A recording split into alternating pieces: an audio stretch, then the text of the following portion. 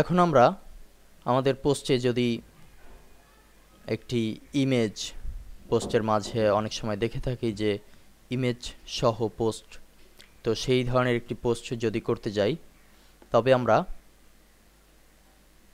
নতুন পোস্ট নেব, কিংবা আমাদের যে পোস্টগুলো করা হয়েছে তাতে এডিট করে দেখালেও হবে, সিস্টেম সম্পূর্ণ এক। আমরা এডিট অপশনে যাচ্ছি, আমরা এখানে একটি ইমেজ দিব, ইমেজটি আনবো অ্যাড অ্যান ইমেজ এই অপশনে ক্লিকের মাধ্যমে।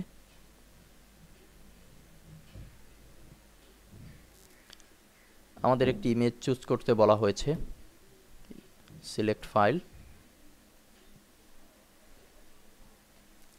আমরা আমাদের ডেস্কটপে কিছু ইমেজ রাখা আছে, সেখান থেকে ইমেজ চুজ করব, টেস্ট ইমেজ।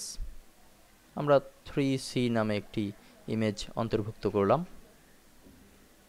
ইমেজটি দেখতে পাচ্ছি। এবার ইমেজটিকে আমরা সেন্টার দিলাম যাতে করে মাঝখানে প্রদর্শিত হয়। এখানে মিডিয়াম সাইজ দেওয়া হয়েছে। ইমেজে আপনি চাইলে টাইটেল লিখতে পারেন, অল্টারনেট টেক্সট লিখতে পারেন, ডেসক্রিপশন লিখতে পারেন, বিভিন্ন কিছু আপনি চাইলে এখান থেকে পরিবর্তন করতে পারেন।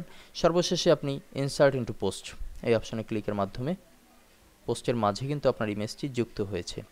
তো আমরা এখন যদি আপডেট দেই, কিংবা আমার যদি পোস্টটি নতুন হতো তবে দিতাম পাবলিশ, এখানেই পেতাম অপশনটা।